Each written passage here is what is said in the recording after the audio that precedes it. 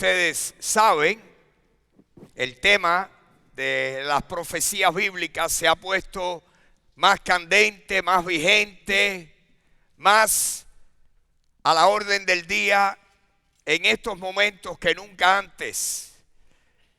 Vemos la televisión cristiana, vemos a los grandes maestros bíblicos, pastores de iglesias, expertos en profecía, expertos en explicar y enseñar lo que el Señor Jesucristo desde hace miles de años pronosticó que vendría al mundo en los últimos tiempos, en lo postrero de los postreros días.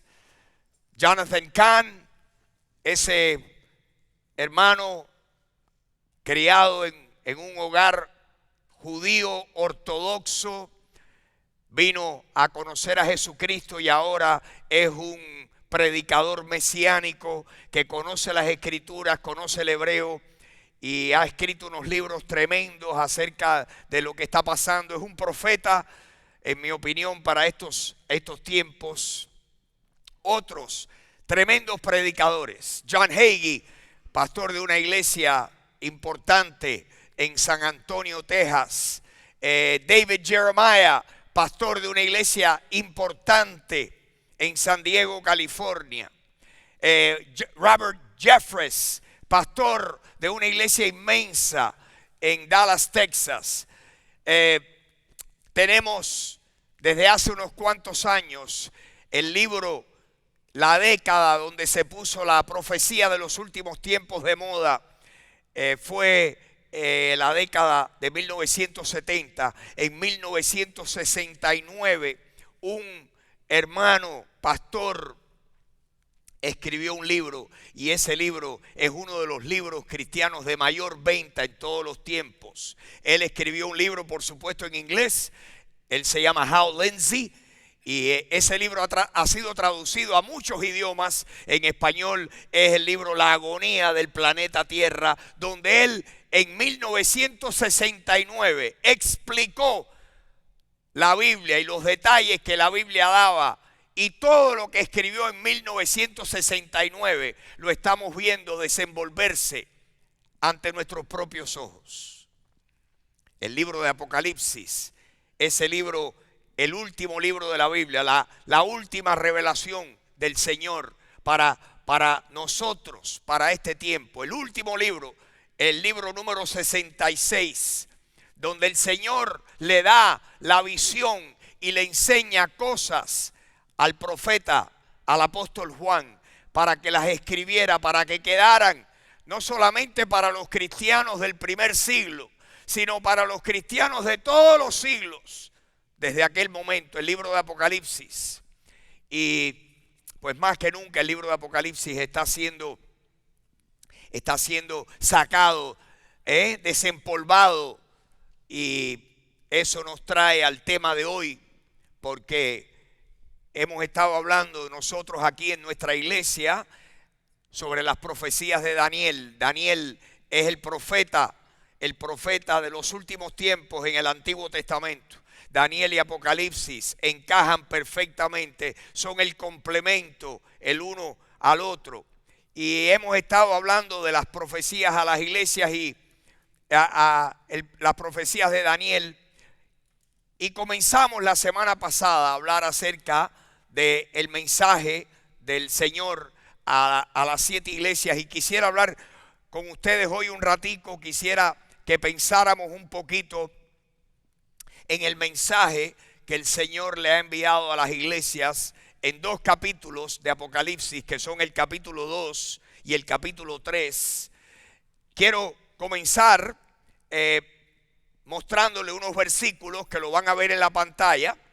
En Apocalipsis capítulo 1, quiero que vean para ubicarnos todos. Dice así el capítulo 1, versículo 1, que este libro, que se llama el libro de Apocalipsis, que significa revelación. La palabra Apocalipsis es revelación, el descubrimiento. Apocalipsis. Dice el capítulo 1, versículo 1, que esta es la revelación de Jesucristo, que Dios, el Padre, le dio para manifestarle a sus siervos las cosas que deben suceder pronto. Este es el último libro que se escribió de la Biblia, el último libro del canon bíblico, y se escribió antes que se cerrara el primer siglo de la era cristiana. Se escribió en los años 90 y pico, después del Señor estar aquí en la tierra. Dice que es la revelación de Jesucristo. Así que cuando nosotros leemos y consideramos lo que dice el libro de Apocalipsis, tenemos que empezar entendiendo que esto no es una idea que se le ocurrió a Juan. Fue la revelación que Jesucristo escogió a Juan, no solamente como apóstol, sino como profeta. Y le reveló a Juan algunas de las cosas que vamos a hablar en esta mañana. 22 capítulos que tiene el libro de Apocalipsis, 22 capítulos. Es un libro interesantísimo porque es el libro que trata con la doctrina, el tema bíblico de escatología, que es donde Dios nos revela todas las últimas cosas que van a ocurrir.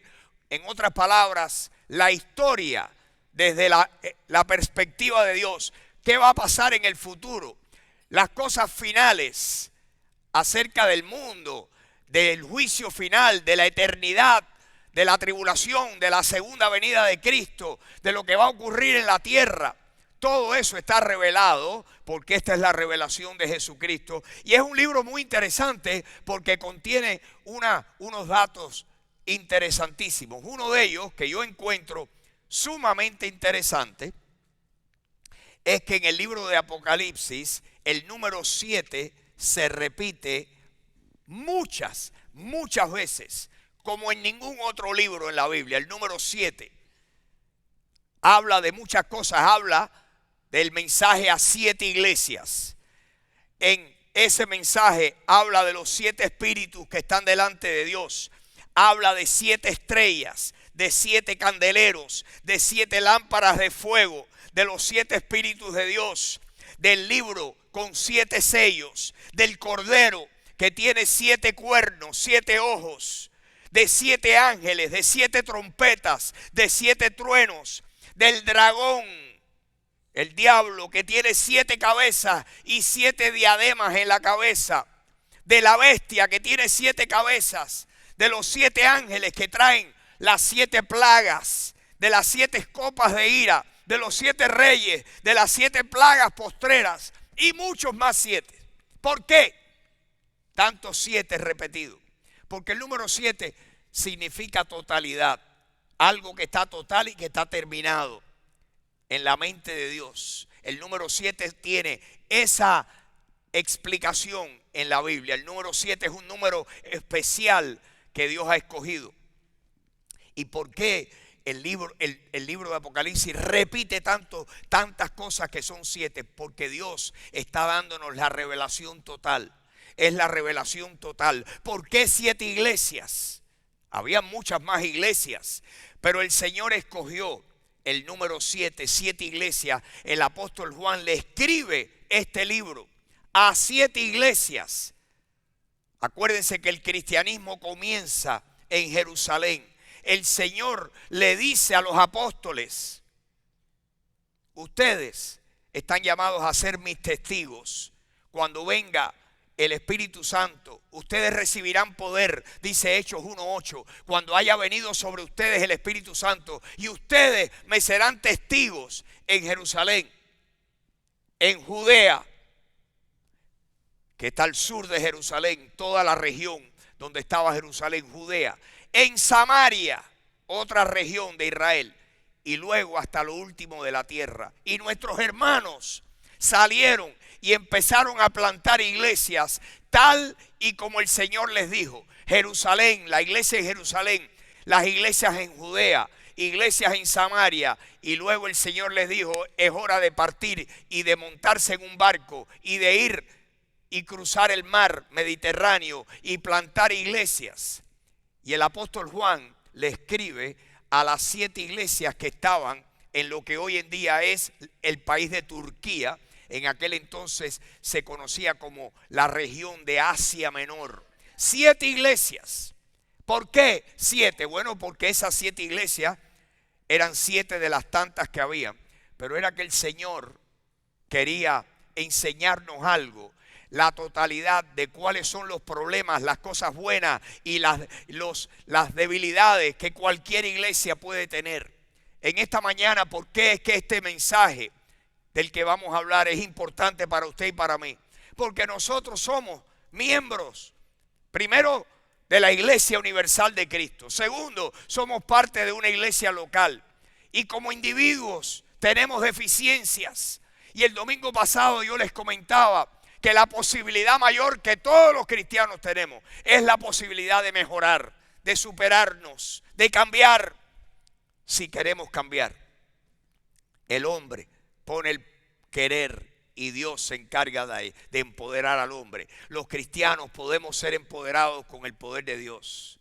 Tú y yo podemos cambiar. ¿Quieres tú cambiar? ¿Quieres tú mejorar? ¿Quieres quedarte estancado o quieres tú ser diferente? Necesitamos darnos cuenta que Dios no necesita un cuerpo. Dios necesita nuestro corazón. Los ojos del Señor están buscando por toda la tierra a quien tenga un corazón perfecto para con Él. Perfecto no es infalible. Perfecto es un corazón que le crea a Dios y que anhele y desee estar cerca de Dios. Esta mañana debemos nosotros pensar que lo que agrada a Dios es que tú y yo podamos entenderlo y conocerlo. Y que podamos crecer, como dice Jeremías, y proseguiremos en conocer al Señor. Como el alba está dispuesta a su salida, y vendrá a nosotros la lluvia, la tardía y la temprana. Así es como Dios quiere que nosotros prosigamos en conocer al Señor. ¿Quieres tú crecer en conocer a Dios? Dale tu corazón al Señor. Búscalo de todo corazón. Vamos a hablar un poquito de eso. Las 7 iglesias. Cada mensaje a cada iglesia puede tener una aplicación a tu vida o a la mía. Las cosas escritas para las 7 iglesias en Asia. El mensaje a las 7 iglesias aplican a cualquier iglesia de las miles y miles y miles y miles y miles de iglesias que han existido en el mundo desde el siglo I. Estamos en el siglo XXI. Hace 2100 años que el cristianismo está plantando iglesias, ganando personas, haciéndolos parte de un cuerpo, de un rebaño, de un pelotón de cristianos que se unen con el fin de conocerlo a Él y de darlo a conocer. Nosotros somos una de esas cientos y cientos y cientos de miles de iglesias que han habido y que hay miles de ellas en el mundo entero en este momento. El mensaje es para nosotros. Ahora, esta mañana yo quisiera que miráramos. Esta es la revelación de Jesucristo, dice el versículo 1. Dice el versículo 4 para que usted se ubique conmigo y no le tenga miedo, que usted pueda anhelar leer este libro de Apocalipsis. Este libro ha sido el leerlo muchas veces y todavía necesito leerlo más. Mientras más lo leo, más se me aclara el entendimiento. Es como que las cosas, como que las piezas del rompecabezas cada vez caen más en su lugar. Nadie nace pudiendo armar un rompecabezas de un golpe. Viene pieza por pieza, y así es el entendimiento de la palabra, y en particular el libro de Apocalipsis. Dice aquí que el que escribe, acuérdense, Juan es el escritor, él es el escritor, pero el redactor, el que da los pensamientos, es Jesucristo. Es la revelación de Jesucristo que Dios le dio para que se la transmitiera a sus siervos acerca de las cosas que van a venir. Juan le escribe ¿a quién? A las 7 iglesias que están en Asia. Estamos ahí ubicados, ¿verdad? Después le desea, ¿qué cosa? El deseo de Dios para todos nosotros. El deseo de Dios para todas las iglesias es gracia y paz para ustedes. Gracia y paz para ustedes. ¿Cuántos reciben gracia y paz esta mañana? ¿Qué es lo que Dios tiene contigo y conmigo? Gracia y paz. Dios quiere gracia, es el favor inmerecido de Dios. Gracia es lo que tú y yo necesitamos para crecer, para conocer al Señor, para madurar en Él. Gracia y paz para ustedes, dice aquí. Iglesia, que cuando entremos en detalle van a darse cuenta ustedes que tenían tremendos defectos, tremendos problemas, y no obstante eso, el deseo de Dios era gracia para ustedes. Dios no nos ve donde estamos.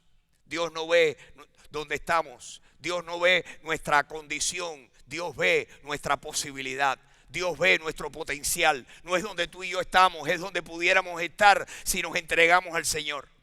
No importa donde tú estás, tu mayor posibilidad es crecer, mejorar, madurar.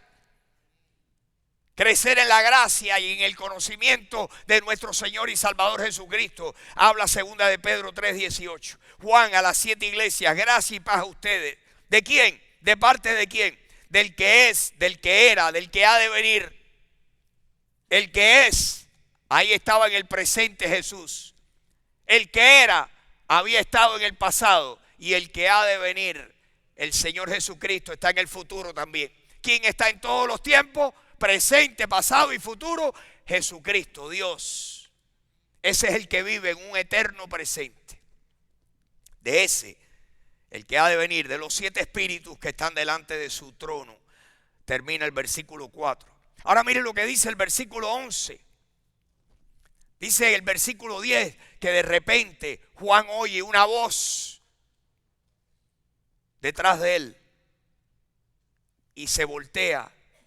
¿Y qué dice que ve? Versículo 11.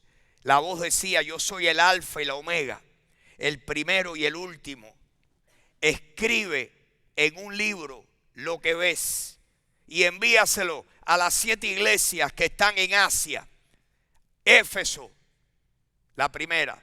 Esmirna, la segunda. Pérgamo, la tercera. La iglesia en Tiátira, la cuarta. En Sardis, quinta. En Filadelfia, sexta. Y en Laodicea, la séptima. Escríbele este mensaje que está recibiendo de mí y envíaselo a los ángeles de cada una de esas iglesias. Juan obedece. Miren lo que dice el versículo 19. El Señor continúa hablándole y le dice: mis instrucciones son 3, es triple. Primero, escribe las cosas que has visto. Recuerden que cuando un profeta escribía lo que Dios le estaba revelando, las visiones que estaba teniendo, el profeta era utilizado por Dios con el vocabulario del profeta, con el entorno del profeta, donde vivía, cuál era su preparación. Dios utilizaba elementos humanos para revelarle su mensaje. En el caso del apóstol Juan, él escribe el libro de Apocalipsis y él menciona cosas como él las entendía. Si habían aviones, que yo creo que lo hay, en el libro de Apocalipsis, si habían cosas modernas, no las podía escribir con el idioma nuestro.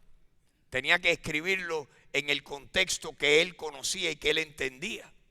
Dios escogió hombres. Juan era pescador, Pedro era pescador, Pablo era un erudito y Pablo escribió con tremenda facilidad de palabras. Dios escogió, Mateo era un cobrador de impuestos, Lucas era médico. En otras palabras, Dios escogió personas en su contexto natural y las utilizó para escribir y revelarnos su mensaje. En este caso, Juan está escribiendo y le dice el Señor: primero, escribe las cosas que has visto. Primero. Segundo, escribe las cosas que son, presente, actualidad.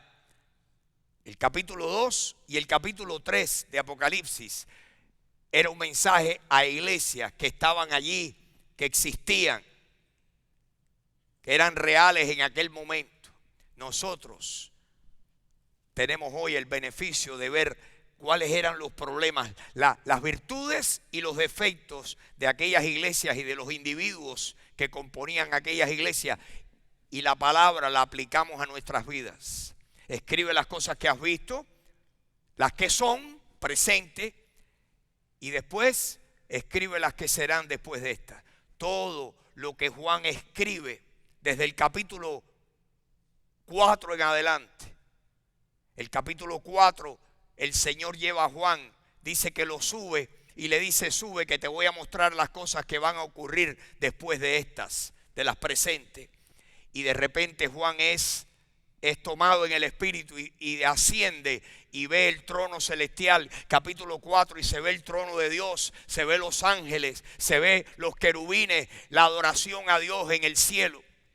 Capítulo 4 y 5, pero del capítulo 6 en adelante comienza a hablar acerca de toda la situación apocalíptica, de todos los datos apocalípticos que van a venir, los 7 sellos, las 7 trompetas, las 7 copas de ira, todas las cosas, desde el capítulo 6 en adelante. En el 19, el regreso de Jesucristo a la tierra. Capítulo 20, el aprisionamiento de Satanás, el reino milenial de Cristo.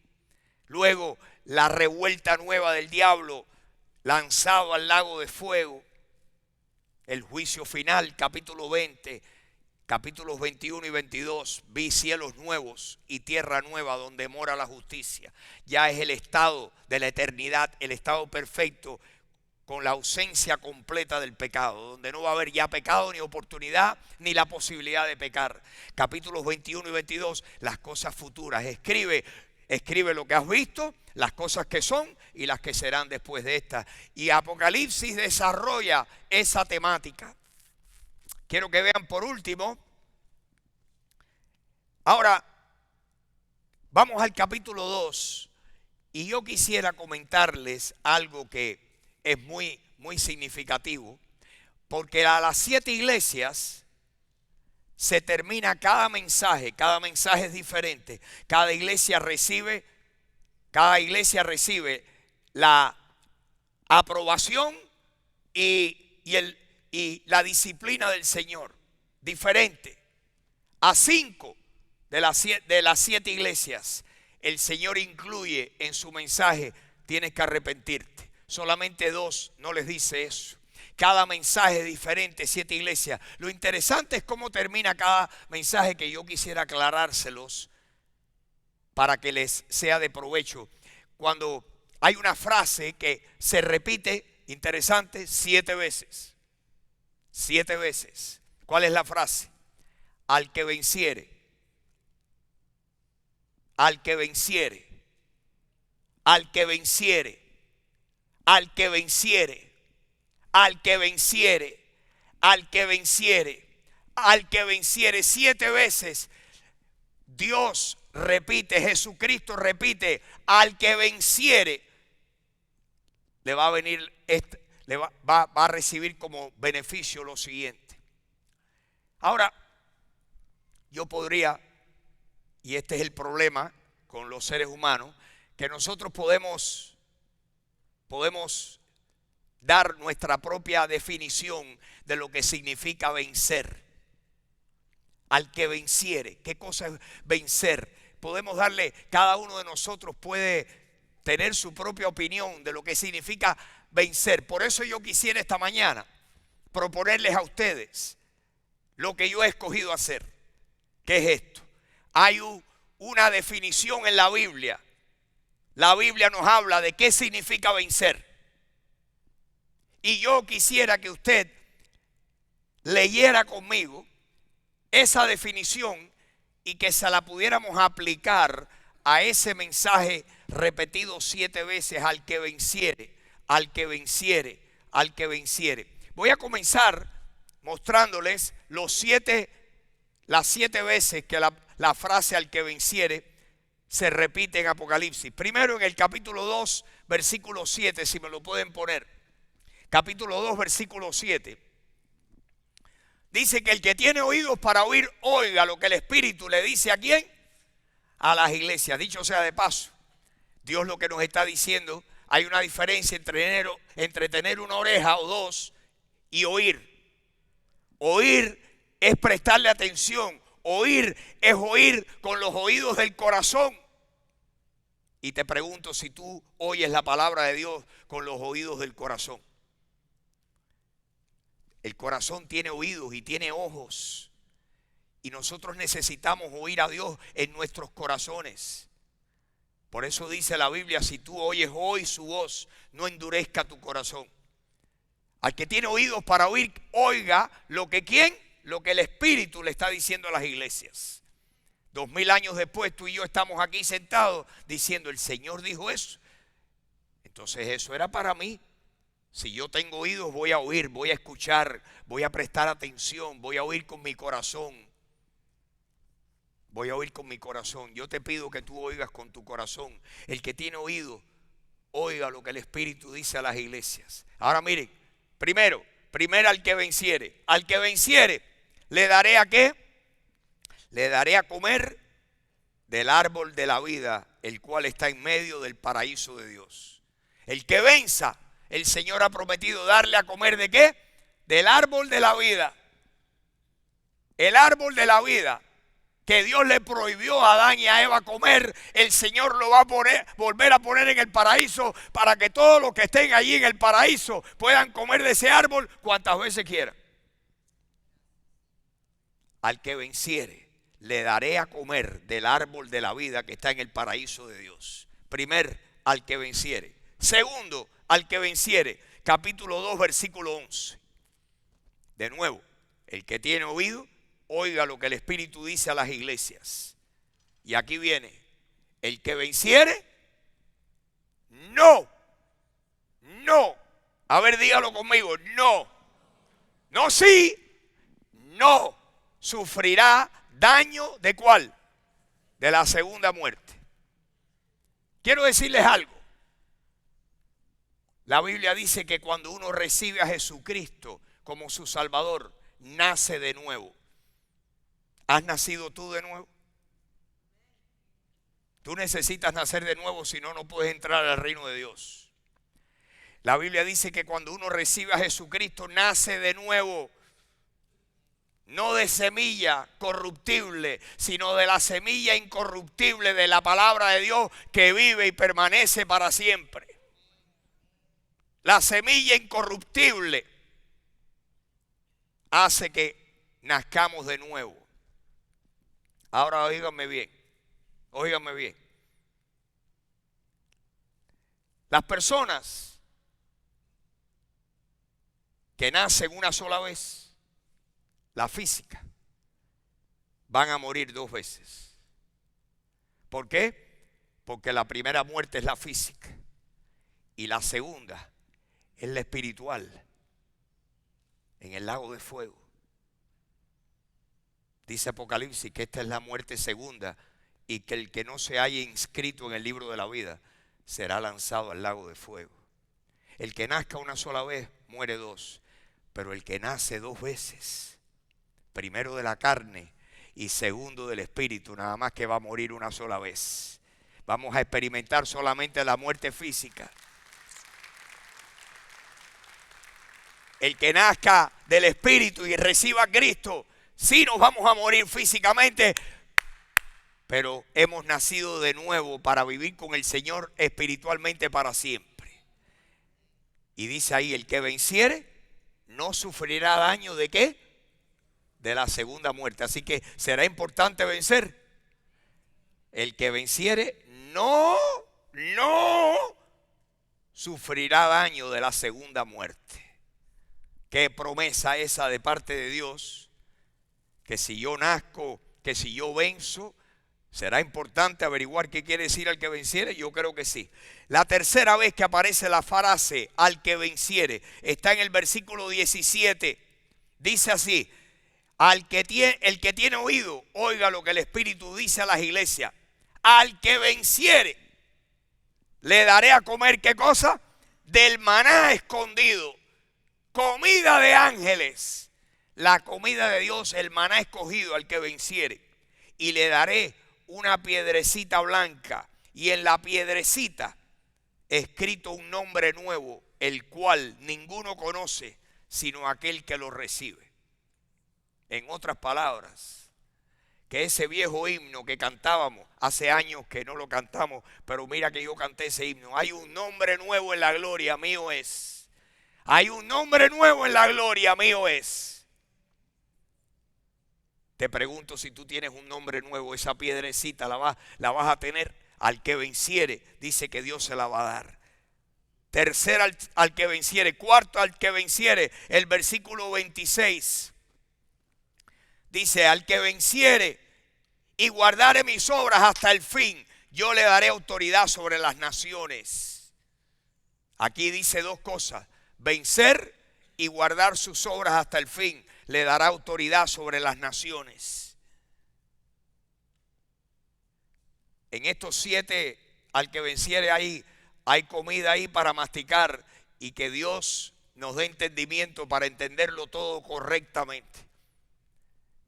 Al que venciere, le daré autoridad sobre las naciones. Quinta vez que aparece esta frase, Apocalipsis capítulo 3, versículo 5. ¿Qué dice? El que venciere será vestido de vestiduras blancas, y no borraré su nombre del libro de la vida, y confesaré su nombre delante de mi Padre y delante de sus ángeles. El que venciere será vestido de vestiduras blancas.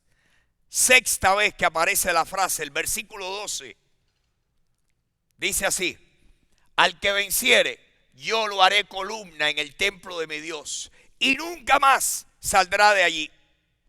Escribiré su nombre, escribiré sobre él el nombre de mi Dios y el nombre de la ciudad de mi Dios, la nueva Jerusalén, la cual desciende del cielo de mi Dios, y mi nombre nuevo. Al que venciere, su nombre escrito en una columna en la nueva Jerusalén. Y por último, el séptimo, al que venciere, se encuentra en Apocalipsis capítulo 3, versículo 21.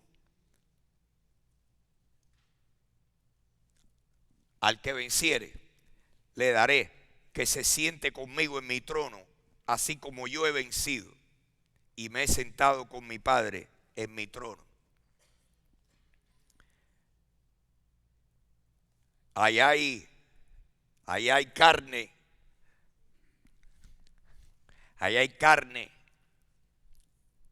Pero ahora yo quiero ofrecerles donde en la Biblia aparece lo que significa vencer. Para no caer en interpretaciones humanas, vamos a limitarnos a lo que dice la Biblia. Yo le propongo a todos ustedes que lo que vamos a leer ahora, que usted lo lea y lo tome literalmente, y que usted concluya que lo que vamos a leer ahora es la pura verdad. Porque lo interesante es que vamos a hacer algo. Vamos a leer lo que el apóstol Juan escribió, lo que significa vencer, en una de sus cartas, de sus epístolas, que es Primera de Juan, en el capítulo 5. Qué interesante que el Señor, que también inspiró Primera, Segunda y Tercera de Juan, el mismo que inspiró Apocalipsis, le dio a Juan para que escribiera y definiera y desmenuzara quiénes son los que vencen. ¿Quiénes son los que vencen?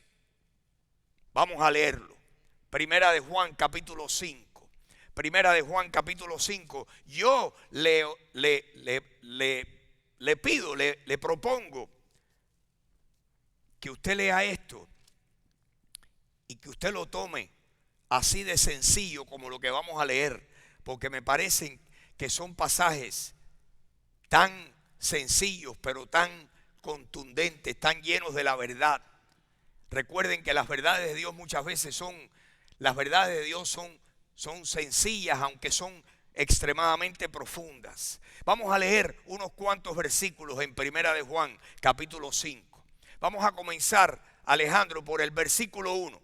Dice así, dice el apóstol Juan: todo aquel que cree que Jesús es el Cristo, todo aquel que cree que Jesús es el Cristo, ¿es qué?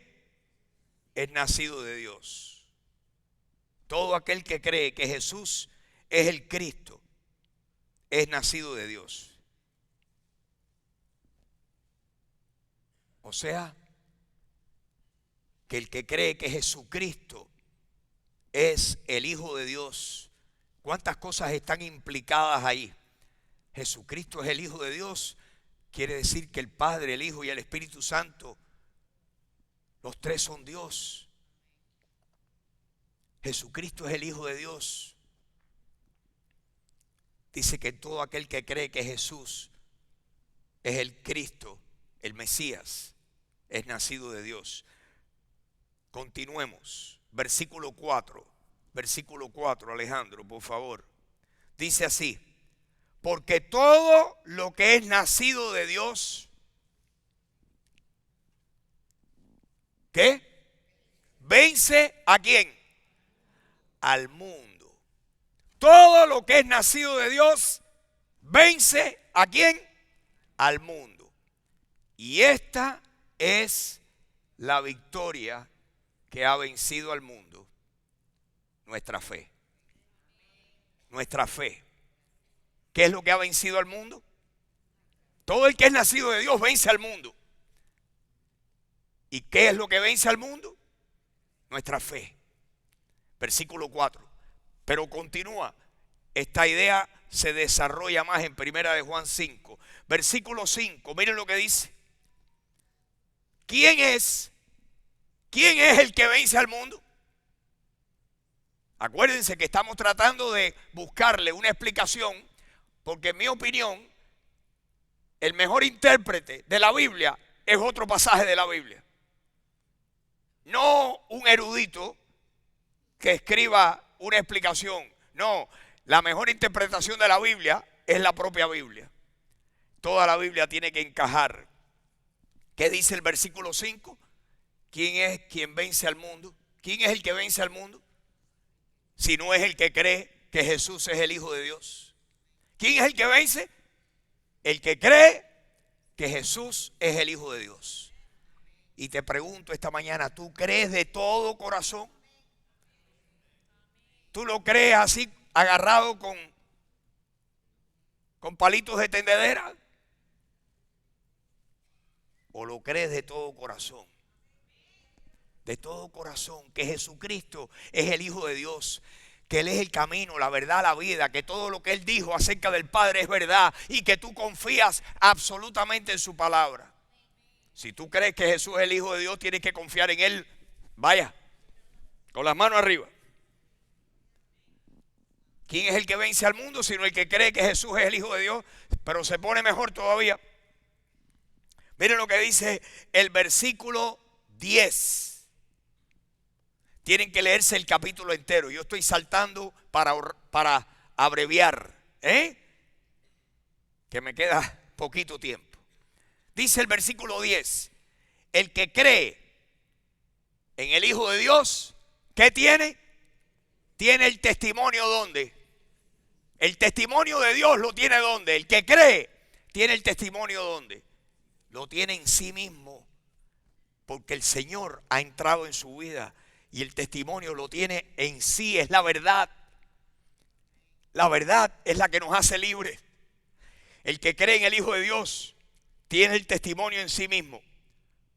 Miren lo que dice, por el contrario, el que no cree a Dios le ha hecho a Dios mentiroso. El que no cree, nótese que no dice el que no cree en Dios. ¿Qué dice? El que no cree. Hay gente que cree en Dios, pero no es creer en Dios, es creerle a Dios. Es creerle a Dios. Es creer que Dios existe y que ha hablado y que tú has dicho, Dios, lo que tú has hablado, yo lo creo y lo recibo. Todo. Hay que recibir la palabra de Dios, porque muchos dioses hay. Pero el Dios de la Biblia, el Dios de Jesucristo, dice que el que no cree a Dios le ha hecho mentiroso porque no ha creído en el testimonio que Dios ha dado acerca de su Hijo. ¿Y cuál es el testimonio que ha dado Dios acerca de su Hijo? Eso viene en el 11. Miren lo que dice el 11.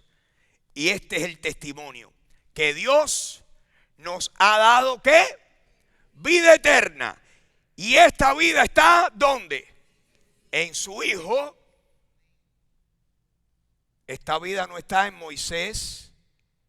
Los judíos fueron desafiados porque decían, nuestro padre es Abraham y Moisés. Y Jesús decía, ustedes creen en Moisés y no me creen a mí cuando Moisés habló de mí. El testimonio es que Dios nos ha dado vida eterna. ¿Y esta vida está dónde? ¿Dónde está la vida?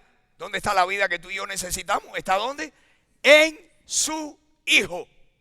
Amén. 12. El 12, por favor. El 12. El que tiene al Hijo, ¿qué tiene? Dime, ¿tienes tú al Hijo? Si tú tienes al Hijo, ¿qué tienes? Tienes la vida. El que no tiene al Hijo de Dios, no tiene la vida. ¿Es o esto o esto? El que tiene al Hijo, tiene la vida. El que tiene al Hijo, el que le ha dicho aquí en su corazón, Jesucristo, yo creo lo que tú dices, yo creo que tú eres el Hijo de Dios. Y yo creo que tú moriste por mis pecados. Yo creo todo el mensaje que tú dices. Yo lo creo, yo creo en ti. Yo confío en ti para la salvación de mi alma. La salvación de mi alma no puede depender de mí, depende de ti. Y yo creo, yo confío en ti. Dice que el que tiene al Hijo tiene la vida. El que no tiene al Hijo de Dios no tiene la vida. Pero el mejor, en mi opinión, es el próximo. Es mi favorito de todo este grupo de versículos, que es el versículo 13. Juan le dice a los lectores, se lo dijo a aquella gente, pero nos lo está diciendo a ti y a mí en esta mañana. Miren, estas cosas les he escrito, ¿a quién? A ustedes que creen en el nombre del Hijo de Dios.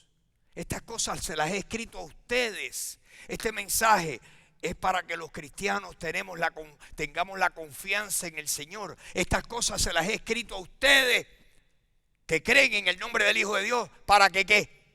¿Para que qué? ¿Para que qué? Para que sepan que tienen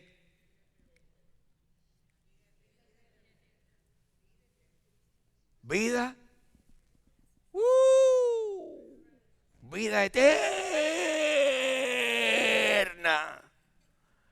Para que ustedes sepan que tienen vida eterna. Y si todavía no han creído en Jesucristo, para que crean en el nombre del Hijo de Dios. Este mensaje primero es para tranquilidad y seguridad al creyente, pero también como una oferta de salvación para el que todavía no ha creído. Y que sigamos creyendo en Jesucristo. Esto lo dice Juan. ¿Qué dice Pablo? ¿Dónde aparece la palabra vencer en otro lugar en la Biblia? Y termino con esto. ¿Quién nos separará del amor de Cristo? Tribulación, angustia, persecución, hambre, desnudez, etcétera, etcétera, etcétera. Antes, en todas estas cosas, somos más que vencedores por medio de aquel que nos amó.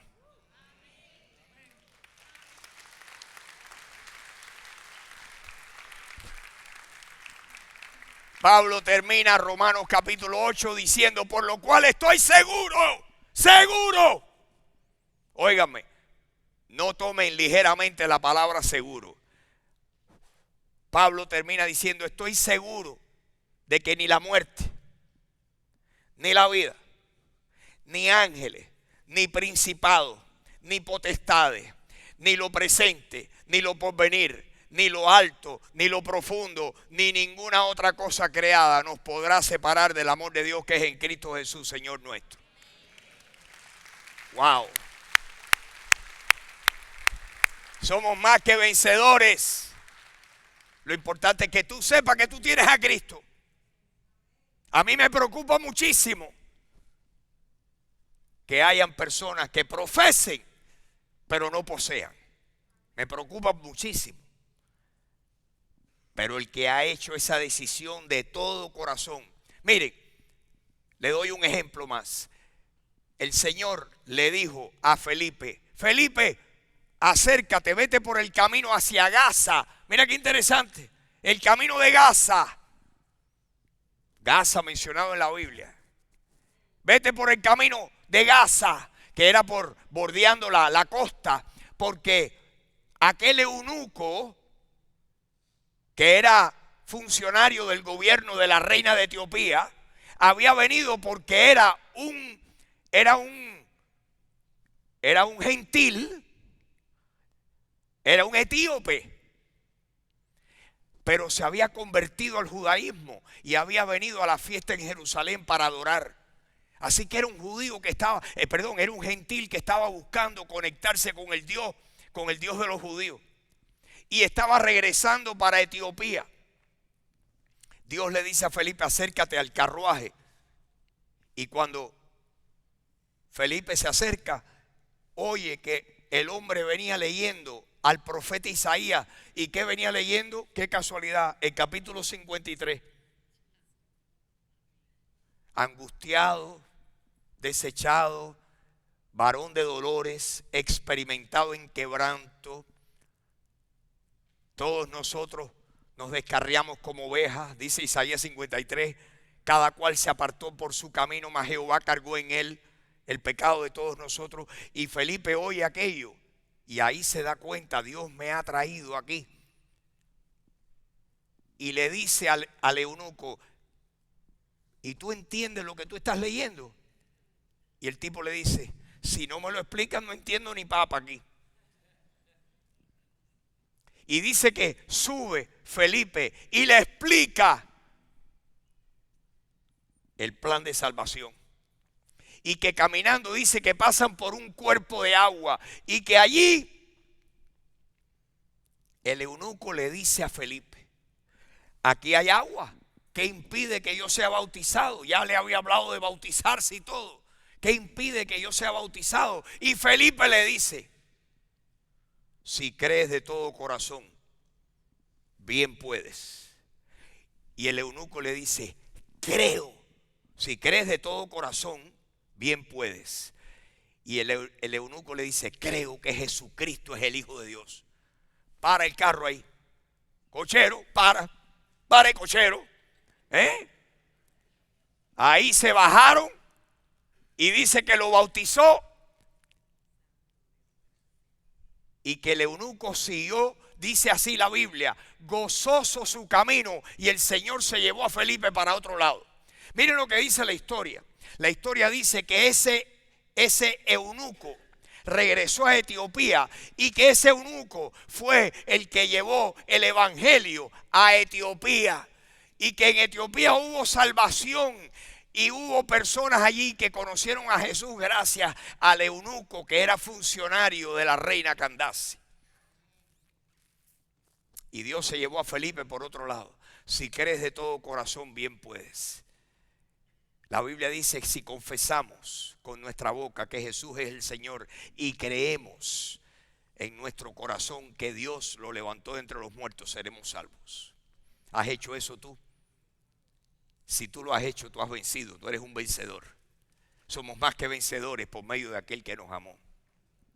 Cuando leemos esa frase en el libro de Apocalipsis, lleguemos a esa conclusión. Y quiero decirle, mis hermanos, que hay un mensaje de amonestación, hay un mensaje de afirmación, pero también hay un mensaje de amonestación, mis hermanos. De las 7 iglesias, el Señor afirma a las 7 y les habla palabras afirmativas.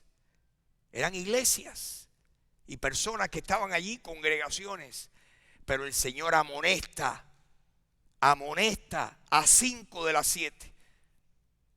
De las 7 iglesias, a 5, el Señor les dice: arrepiéntete, arrepiéntete, arrepiéntete. Solamente a 2 de ellas no les habla nada de eso.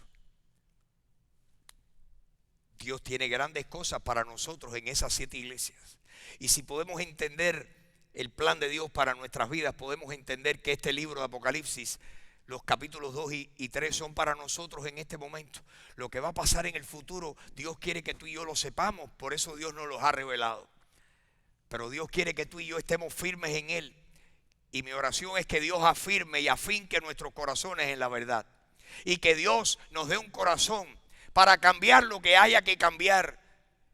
El espacio más grande que hay en la vida es el espacio para mejorar.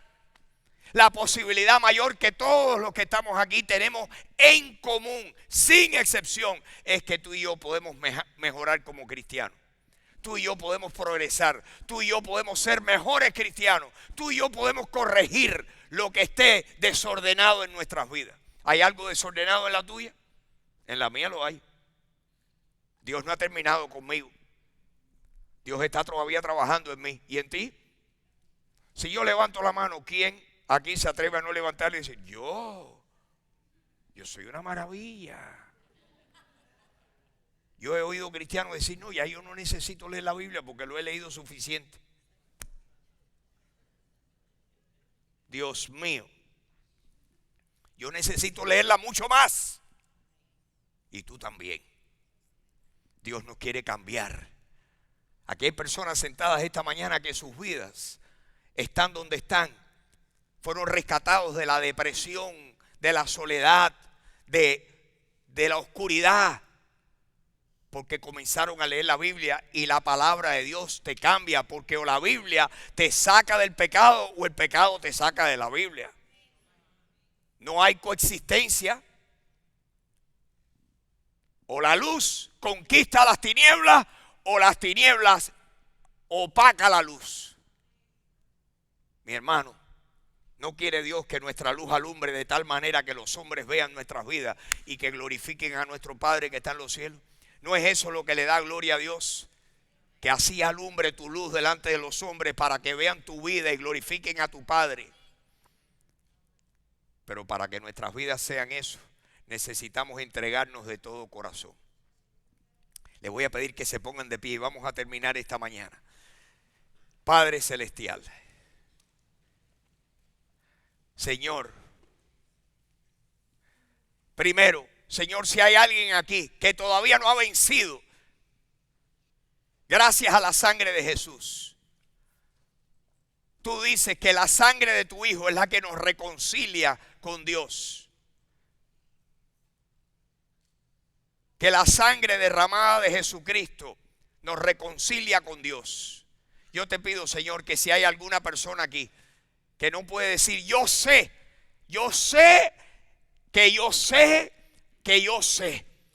Jesucristo es Dios, es el Hijo de Dios y que es mi Salvador. Si hay alguien que no lo puede decir con completa certeza, Señor, te pido que tú le traigas a los pies de Jesús en este momento. Mi amigo o mi amiga, es sencillo. Es venir al Señor así con toda franqueza y decirle, Señor, yo tengo muchos defectos. Tú le llamas a mis defectos pecados, defectos morales.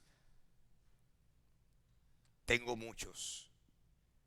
Pero Señor, yo quiero que tú me perdones y me limpies con tu sangre. Jesús, yo creo en ti. Yo creo que tú moriste y resucitaste y pagaste mis pecados. Yo lo creo. Y yo creo que tú eres el Señor y eres mi Salvador. Dame vida eterna. Díselo ahí en tu corazón. No tiene que ser en voz alta, lo puedes hacer en voz alta si quieres. Y aquí no va a haber, nos vamos a alegrar y nos vamos a gozar contigo. Pero si lo haces en tu corazón, el Señor te está oyendo. Dile, Jesús, te recibo como mi Salvador. Moriste y resucitaste por mí y yo lo creo de todo corazón. Dame vida eterna. Ese es en el caso que tú no hayas recibido a Cristo. Si ya lo has hecho, esta mañana yo te invito a que tú le digas, Señor, cámbiame. Dame Dame hambre, dame hambre de ti. Que mi corazón te anhele, Señor, y dame el deseo de abrir la Biblia y ponerme a leerla, Señor, para que tú me des crecimiento y tu espíritu me cambie. Mis hermanos, cuando abrimos la palabra, es cuando Dios empieza a transformarnos. La transformación es producto de la palabra. Este rato aquí es un rato donde predicamos la palabra, cuando cantamos y adoramos, cuando oramos. Es cuando estamos haciendo actividades espirituales que nos pueden cambiar. Necesitamos perseverar en estas cosas. ¿En qué necesitamos perseverar? Mi querido hermano, mi querida hermana, cuando hemos creído en Jesucristo, perseveremos en la enseñanza de los apóstoles, en la comunión unos con otros, en el partimiento del pan, en las oraciones. Esa vida comunal, esa vida de comunidad nos ayuda. Señor, te pedimos en estos tiempos que tú nos fortalezcas, Señor. ¿Quién sabe lo que viene, Señor? Solo tú sabes el futuro. Pero nosotros podemos confiar en ti porque nuestras vidas están en tus manos. Y tú eres el que dijiste que nada, ni nadie nos puede separar de tu amor. Queremos aferrarnos a ti. Queremos, Señor, abrazarte. Queremos crecer. Queremos progresar. Queremos mejorar.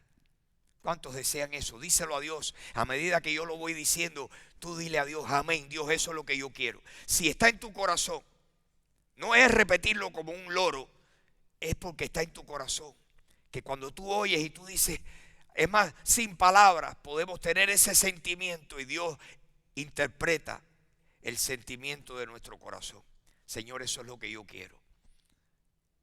Cámbiame. Ya no quiero seguir siendo igual. Pon en mí tu corazón. ¿Cuántas cosas hay en mí que necesitan ser cambiadas por ti? Pues te pido en esta mañana, cámbiame, Señor. Transfórmame. Dame un corazón conforme al tuyo. Dame un corazón como el tuyo, Señor. Que mi corazón palpite tras el tuyo, Señor. Mis hermanos, la vida es corta. El mundo, la historia, el futuro está completamente fuera de nuestras manos. Somos tan impotentes. No podemos. ¿Cuántas cosas están fuera de nuestro control? Pero podemos acercarnos a Dios y tenerlo a Él muy cerca de nosotros. Señor, yo te pido eso para mí, para mi familia.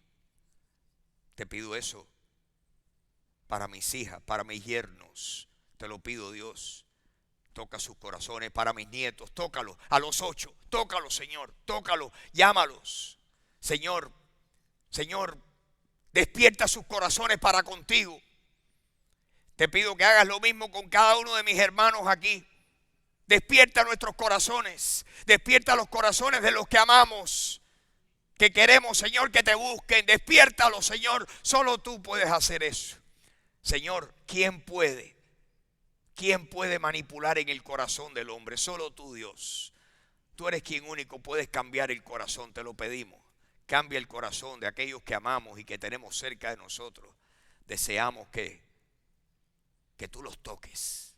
¿Estamos de acuerdo, mis hermanos? ¿Cuántos tienen a alguien en mente que desean que Dios los toque?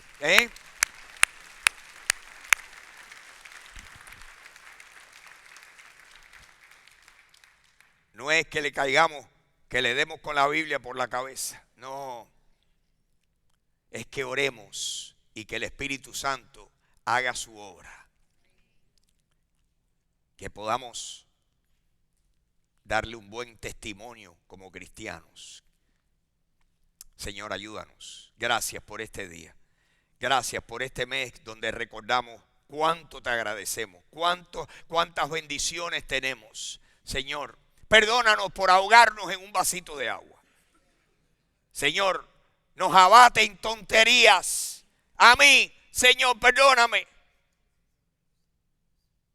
Nos abaten tonterías cuando algo nos sale mal.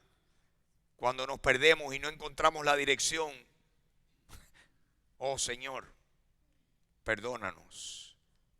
Perdónanos. Ayúdanos, Señor, a confiar en ti en todo momento. A fiarnos de ti. No apoyarnos en nuestra propia prudencia. Reconocerte en todos nuestros caminos. Porque tú has prometido que tú vas a enderezar nuestras veredas. Provee, Señor, provee trabajo a los que lo necesitan aquí, Señor. Provee salud para los que necesitan un toque divino en sus cuerpos. Provee, Señor, soluciones legales para los que están en un apuro legal. Soluciones familiares, matrimoniales, soluciones con hijos. Señor, solo tú puedes. Tú eres el único que eres el hacedor de milagros. Te miramos a ti como nuestro Dios poderoso y milagroso. A ti te pedimos, a ti te damos gracias en esta mañana. ¿Cuántos le dan gracias conmigo al Señor?